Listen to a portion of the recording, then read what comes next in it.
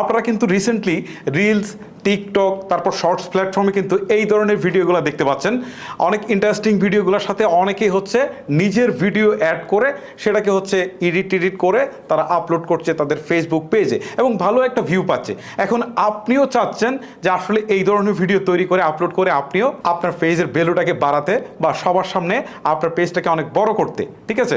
So এটা কীভাবে করবেন আপনাদেরকে সেই প্রসেসটা আপনাদেরকে দেখিয়ে দিচ্ছি। ফার্স্ট অফ অল আপনি যে কাজটা করবেন, আপনি যে ভিডিওটার উপর আসলে আপনার পেজটাকে অ্যাড করতে যাচ্ছেন সেই ভিডিওটাকে কালেক্ট করবেন। এখন এটা কালেক্ট করতে পারেন বিভিন্ন চাইনিজ অ্যাপ রয়েছে, এছাড়া আরও বিভিন্ন ধরনের ভিডিও শেয়ারিং প্ল্যাটফর্ম রয়েছে, সেইগুলোতে কালেক্ট করতে পারেন। আপনি টিকটক থেকেও কালেক্ট করতে পারেন, বাট এইগুলোতে আসলে কপিরাইট আসার পসিবিলিটি অনেক বেশি থাকবে। তারপর হচ্ছে আপনার যদি আপনি রিলসে দেন, তারপর হচ্ছে যদি আপনি টিকটকে দেন বা হচ্ছে শর্টসে দেন, এইগুলোতে কিন্তু অনেক বেশি কপিরাইট আসতে পারে। আপনারা চেষ্টা করবেন বিভিন্ন চাইনিজ যে অ্যাপসগুলো রয়েছে সেইগুলো থেকে কালেক্ট করার জন্য, তাহলে হয়তো আপনাদের এই প্রবলেমগুলো কম হবে। ওকে, আচ্ছা, প্রথমে আপনি যে কাজটা করবেন, ভিডিওটা আপনার ফোনের গ্যালারিতে ডাউনলোড করে ফেলবেন। এটা হচ্ছে আপনার কাজ। এটা কীভাবে করবেন সেটা আপনাকেই ভালো করে বুঝতে হবে। ওকে, তারপরে ভুল কাজটা হচ্ছে আপনি ওই ভিডিওটার সাথে আপনি কি কি রিয়েকশন দিবেন বা কি কি কথা বলবেন, জাস্ট আপনার ফোনের ভিডিও ক্যামেরাটা ওপেন করবেন, ওপেন করে আপনি হচ্ছে এটা রিয়েকশনটা আপনি দিয়ে ফেলবেন।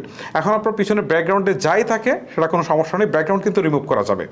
জাস্ট আপনাকে যে কাজটা করতে হবে প্রপার লাইট কন্ডিশনে, অন্ধকার কোনো লাইট কন্ডিশনে এই কাজটুকু করবেন না, প্রপার লাইট কন্ডিশনে। এটা আপনি বাইরেও করতে পারেন, রুমের ভিতরেও করতে পারেন। রুমের ভিতরে করলে পর্যাপ্ত আলো দিয়ে নিতে হবে, ঠিক আছে?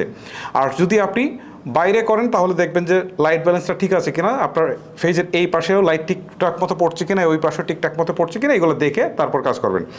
তারপর আপনাকে মূল কাজটা হচ্ছে এডিটিংয়ের জন্য আপনি প্লে স্টোরে যাবেন এবং ক্যাপকাট ভিডিও এডিট নামক যে অ্যাপসটুকু রয়েছে এটাকে আপনার ফোনে ইনস্টল করার পর আপনি ওপেন করবেন। ওপেন করার পর এই নিউ প্রজেক্ট নামে যে অপশনটা রয়েছে, জাস্ট আপনি এইখানে একটা ক্লিক করবেন। এখানে ক্লিক করার পর আপনি প্রথমে যে কাজটা করবেন, আপনি যে ভিডিওটা চাইনিজ অ্যাপ থেকে ডাউনলোড করেছেন অথবা যে ভিডিওটার উপর রিয়াকশন দিতে চাচ্ছেন সেইটা জাস্ট হচ্ছে আপনি ক্যাপকাটে নিয়ে আসবেন। জাস্ট এই যে দেখেন ক্যাপকাটের টাইমলাইনে আমি এটাকে নিয়ে আসলাম। কারণ এটা হচ্ছে আমার ভিডিওটা প্লে দিয়ে দেখাই। একটা ট্রেন যাবে এবং মাইক্রোবাসটাকে একদম দুমড়ে মুচড়ে দিয়ে যাবে, দেখতে পাচ্ছেন? দুমড়ে মুচড়ে দিয়ে গেল। এটাই হচ্ছে মূলত ভিডিও। এটার উপর আমি একটা রিয়াকশান দিয়ে বলবো যে আহারে কী হইলো, পুরা মাইক্রোবাসটাকে একদম যাত্রা করে দিল, ভিতরে যাত্রী থাকলে কী ছিল, বেঁচে আছে কিনা মারা গেছে, এই টাইপের একটা রিয়েকশন দিব। সো এখন আমি যে কাজটা করলাম, আমার মূল ভিডিওটা অ্যাড হয়ে গেছে। এখন আমি যে রিয়েকশন ভিডিও যেটা করেছি ফোনে রেকর্ড করে এইটা নিয়ে আসবো। এটা নিয়ে আসার জন্য এই যে ওভারলি নামে একটা অপশন রয়েছে, এখানে ক্লিক দেবো।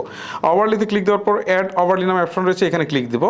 ক্লিক দেওয়ার পর এই যে এইটা হচ্ছে আমার রিয়াকশন ভিডিও। সো এইটাকে সিলেক্ট করে আমি নিচে অ্যাড দিয়ে দিলাম, এটা কিন্তু এখানে চলে আসলো। ওকে, সো এখন এটাকে আমি যে কাজ করব, এটা আমি আমার মতো করে এটাকে জাস্ট হচ্ছে ফুল স্ক্রিনে নিয়ে আসবো।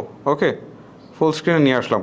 নিয়ে আসার পরে এখন এটার ব্যাকগ্রাউন্ডটা আমার রিমুভ করে দিতে হবে। ব্যাকগ্রাউন্ড রিমুভ করা খুবই ইজি ব্যাপার। দেখেন এই যে এইদিকে সোয়াপ করে এইদিকে যাওয়ার পর এখান থেকে দেখেন বিজি রিমুভার বা ব্যাকগ্রাউন্ড রিমুভ নামে একটা অপশন আমি খুঁজে পাবো। এই যে দেখেন রিমুভ বিজি, ঠিক আছে? এখানে ক্লিক দিলাম, দেওয়ার পর অটো রিমুভাল এখানে ক্লিক দিলাম।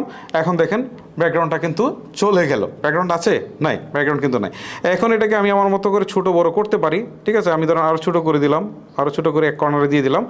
দিয়ে এখন আমি যদি এটাকে প্লে দিই তাহলে দেখেন এই যে দেখেন কি করলো, ট্রেনটা আসার পরে আসলে দেখেন কি হইলো ঘটনা।